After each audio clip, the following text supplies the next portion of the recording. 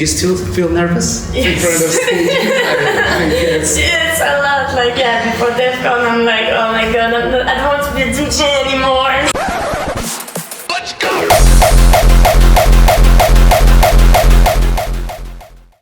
Hola muchachos, muy buenas noches. Somos Space Young DJ Poles por parte de Hysta Perú y Hysta DJ Team. Estamos el día de hoy con nada más y nada menos que Hysta.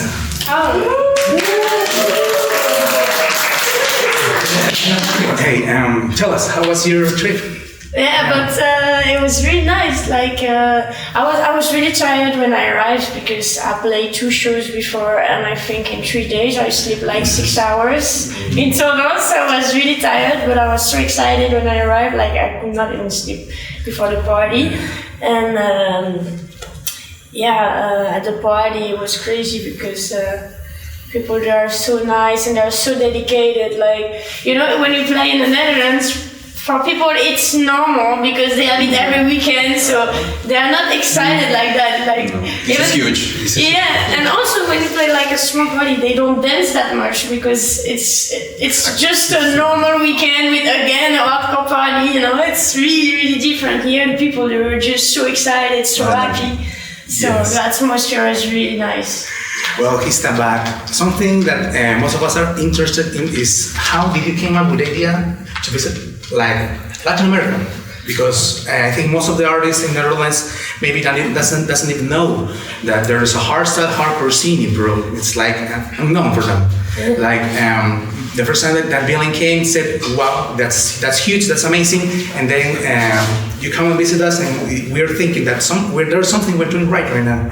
And the artists that are trying to visit us, and they like this country because there's a lot of they say a lot of things about Peru that has a lot of cultures, a lot of food, and there's everything. But how did you come to the idea with this whole tour? So it's a kind of a long story because also starts because 2 years ago I was starting to get bored to play always in the same place and same countries.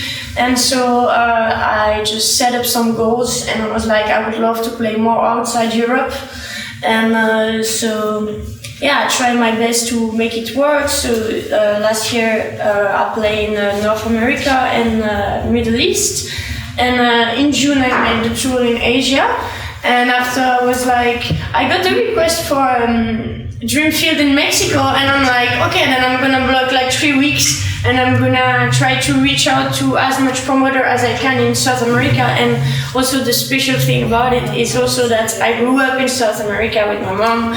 So that was like really special for me because it's all my childhood, you know, I grew up there, so I know how it is there. And I was like, I really want to come back to kind of where I come from, you know, so it was something really important for me. And I think it's really kind of my choice because some artists maybe, you know, if they stay in Europe, they make more money, more shows, and I was like, no, I really want to block those 3 weeks to make it happen. And most of the promoter, I had to find them myself, so I had to write to people directly, and I spent night and night, you know, to make some research. Sometimes we end up like on old forums to find the name of someone who organized something like 5 or 10 years ago.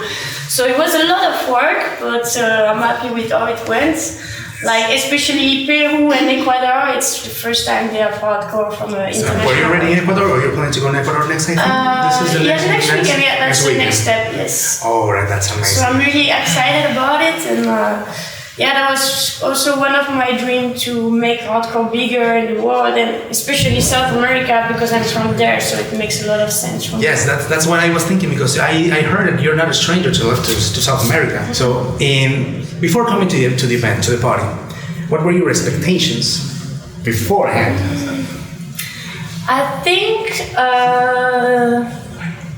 I heard that from some friend DJs that in South America they're really, they're really motivated at party because it's super special for them.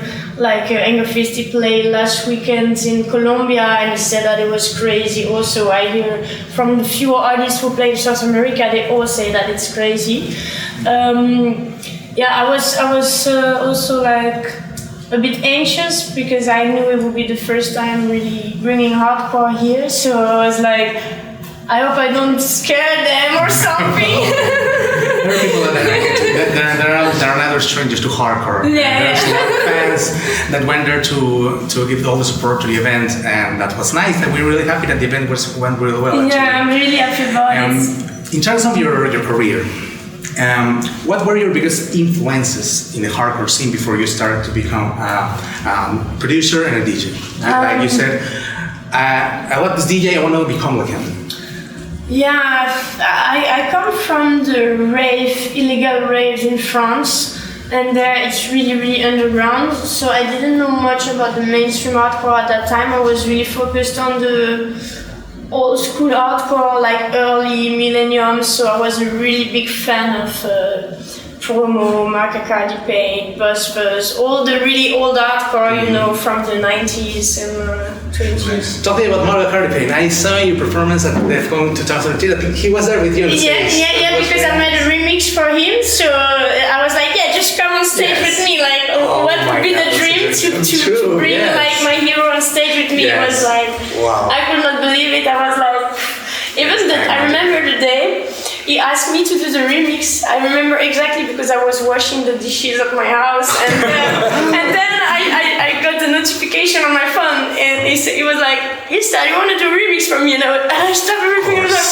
oh shit, Marcus didn't ask me for a remix. I was so happy. I just stopped doing the dishes and I just stay on the phone like, I cannot believe that's possible. Like a dream never come true. Hysta, how do you learn how to produce music? Are you a musician? I started like a long time ago when I was in rave. First I learned like on the machines. Electric, it's more like you do live, but it's like live producing. So first it was not even on a computer, but from live machine. Okay. Then after I switched to Fruity Loops, and I started to do a bit more weird music. Like, just by yourself? Yeah, first on Fruity Loops, yes. And after I moved to Switzerland, and then I met like other artists like L System, Lemix, Batch, and they were all on Cubase, so they gave me lessons at that time, and I was always with them, like taking lessons. So do you feel comfortable producing at FL Studio? Not anymore. No, I used that 8 years ago or something. Oh, I was planning to produce and Fruity Loops. Everyone is telling me that this is easier to comprehend with something. So now I don't know. I don't use it anymore. Now it's Cubase or Ableton. I use it like for the mix. But what is the easiest in terms of learning? I think there is not easiest. I think it just because they all do the same thing kind of. It just which one you're the more comfortable with at the end. They can all do the same thing. It's just how you feel using them. Mm-hmm. I have a question. That's a personal question. If I tell you that which would be your favorite hardstyle artist, who would it be? Hardstyle artist.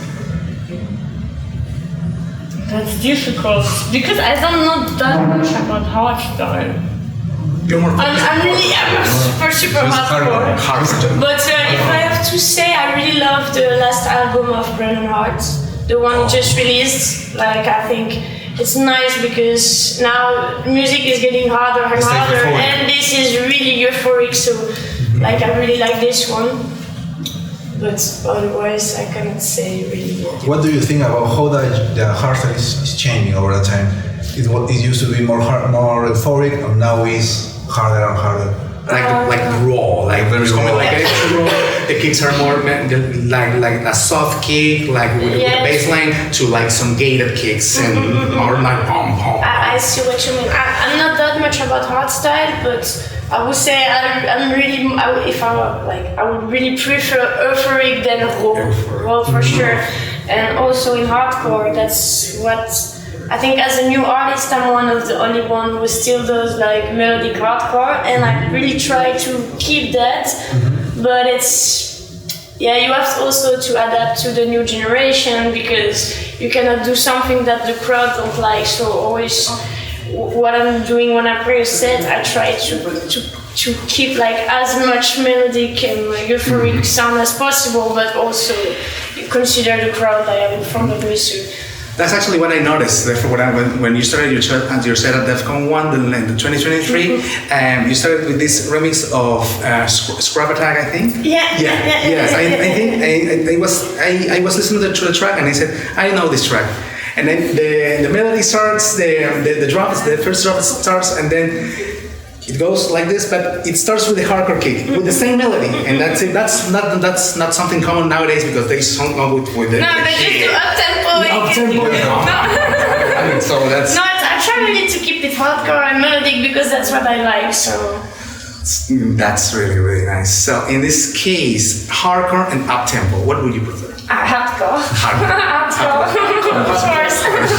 What do you think? Hardcore never die. Never die. I mean, I like up tempo because I play it in my set, but my heart is really for hardcore, real hardcore, and also old school, as I said before. Like for the Deacon Saturday.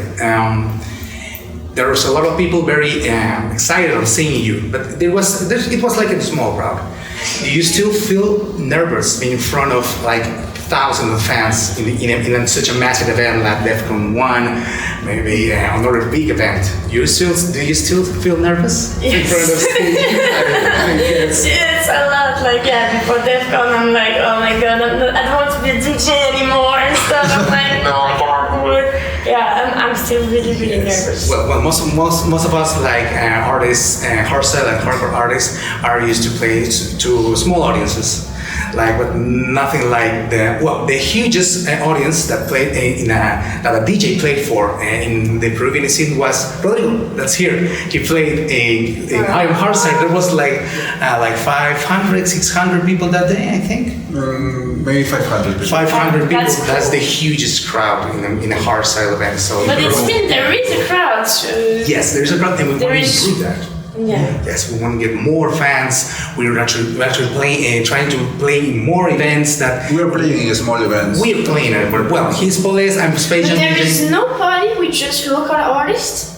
Very few. You should do that. We should do that. What would you recommend? Any advice for the Peruvian producer? What would you say to them? I think keep working. Don't hesitate to send your track to big labels because even if they say no, they can explain you why, and then you can, do a better next time you send a track. Also, for organizer, you can do like DJ contests, so you give a chance to someone new to play also in the local scene, and keep working, sending your tracks to labels. You can invest also in doing cool video clips, cool content, and everything is good to make your content more seen. I'm from France, and I know there is not really other hardcore artists in France. So even if it's in Europe, it just shows that even if you don't live in the Netherlands or something, it's still possible. Yeah, so that's something curious. How's the France scene? in France, we have the thing is it's a lot more underground, I would say, because of the raves. There is a lot of raves, and we have few producers, but they are Frenchcore, more old school, Le Basque, Messoui, Diffrec, but hardcore, there is not really hardcore artists. There is no hardcore. So yeah, me, I had to, at some point, I was not tired of raves, but I wanted to do something different, and then that's when I decided to move to Switzerland. That's where Switzerland, and that's where I really started to learn production, really seriously with my friends and system and mix.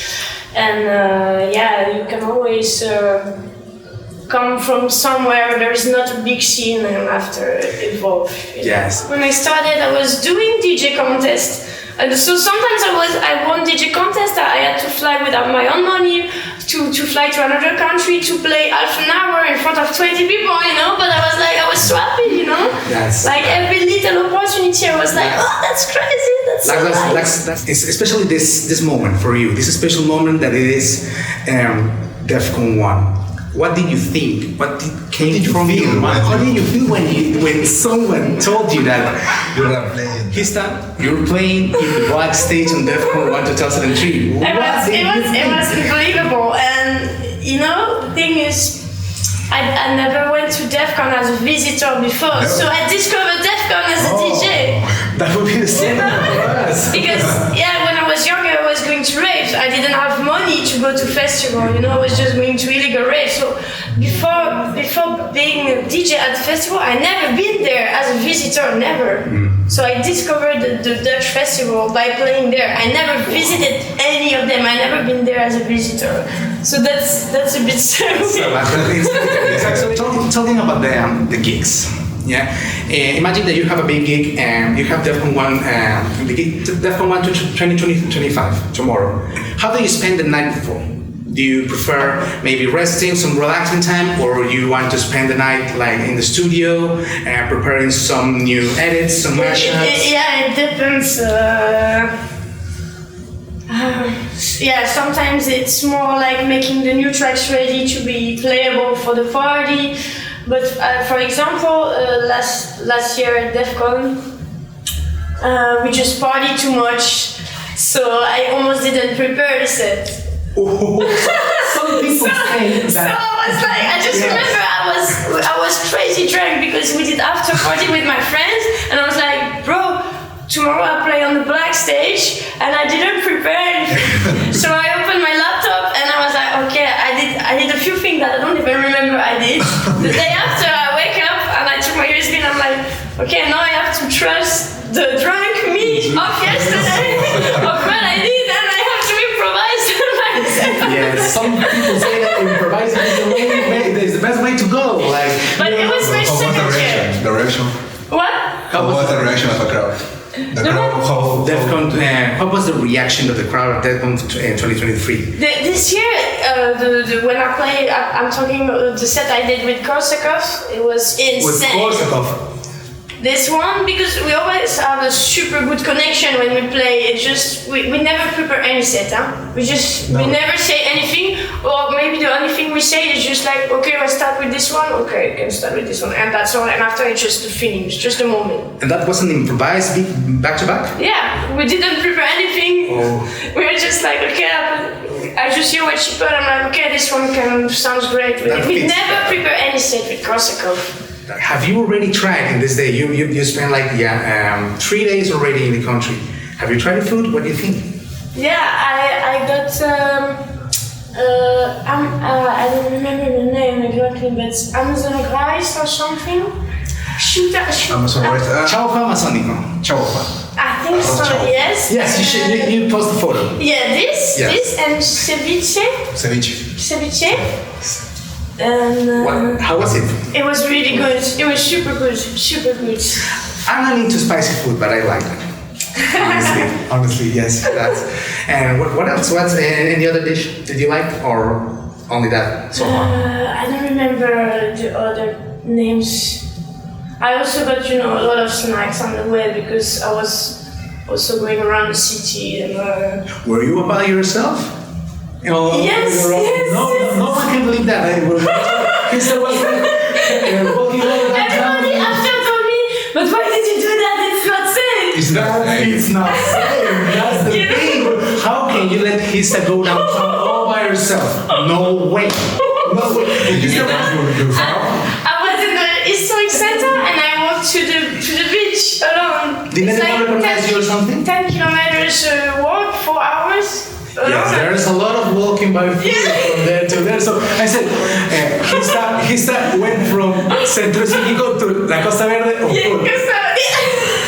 Instead of taking a taxi. No, I didn't want to take a taxi. You I wanted to walk. see the city. I wanted to walk. Good. But some place I was also like, I'm not sure it's safe because people look at me like. It was not safe. But no, today I used the Uber because everybody told me like, what are you doing? Were you even considering coming out of the food? No way, I can't believe it. There are many tips. There are some things that they say, but even though Lima is a very nice city, what do you think about Costa Verde? Do you like the side? I stayed there like half an hour. The ocean. Just watching, I was like, that's crazy because it's with my mom. We grew up on the boats and we crossed the Atlantic Ocean, But that's our dream, to cross the Pacific. So I told her I'm gonna go to the Pacific to make a picture for you, because that's really our dream, to one day bring a boat in the Pacific Ocean. Oh wow, that's amazing. And now, apart from Defcon 1, which of these like huge events is your favorite? Thunderdome. Of course, because I love old school, so Thunderdome is like the best. Yes. Do you have the opportunity to perform there? Yes, last year. This one was the ultimate dream of my life. And I remember the day before I had to play in Hungary, in Budapest.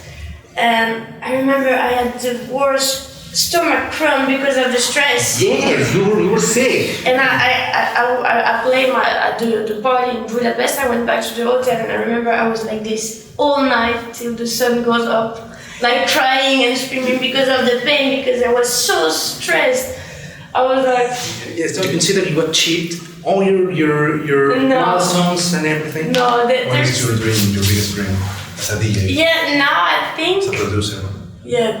The thing is, I did a lot of my big dreams lately because it went really fast, but I think I would be really happy to make hardcore bigger, and as I'm doing now, just bringing it to new people and reach more people, new countries. And what are the plans for Hysta from now on? From now?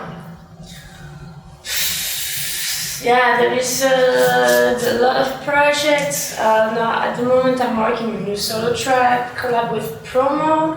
Promo, yeah. I know Promo since Climax 2006. He smashed the crowd that day. He's my favorite artist with Mark, so yeah, this collab is really special to me. I don't even remember. In the Netherlands, which was the first hardcore event you attended to? It doesn't have to be the biggest, just a small one or something that you remember. I think that was Dominator. Dominator? Yeah, I think. That's not a small one. That's not a small one. I think I played on a super small stage. There was a little tent for hardcore, and I think it was some of my first. Actually, I played there before the COVID. Before the COVID? Before the COVID, I was... 2019 or so? Yeah, something like that. It was the day before Thunderdome or something. But I played for like 20 people. It was for a party organized by Tellurian from Moku Records. Mm-hmm. But in a really, really small club. Did you knew anything about Peru before you visited? Did you know Peru existed? Yeah, of course, because I think I was on that group on Facebook, like Ardent's Peru. I'm in this group since a long time already, and I think back in the day I used to share some videos on the group. Yeah, I'm from South America, so I know which countries are around. We have a present for you. We have a gift. From part of Ardent's Peru. Neoplans can handle it. This is a pisco. What's pisco? Pisco. Do you know tequila from Mexico?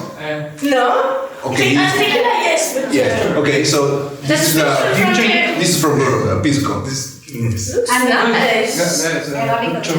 drink it like pure or you mix it with something? What? It depends. Some people like to drink like just like have a shot of it. Other people like to mix it like with pisco sour with Coke or with ginger ale and just mix it and with ice and yeah, that's how it's it. And our friend here, Charito, who is Hysta, has another gift for you. A cap. That's too cute. Gracias. Peruvian cup. A Peruvian cup. I hope you like it. Also, it's nice. We want to thank you, all of us here, for giving us the opportunity of to have the first hardcore DJ in the scene, such as you, and give us such a special party. And let's hope we have more of you in the future. Yeah, thank you. Thank you. You want some also? Actually, I'm on diet right now. I just started dieting yesterday. Well, I'll try some. Yes. I want some maybe. Let's see, serving me. Oh my God, I never imagined that he's serving me a beer. Imagine being here like at noon, with the sunshine, with the sun like and. Oh, that's nice. I really like it, man. You like it? It's cold. It's cold. No. I don't know how to swim. I would drop.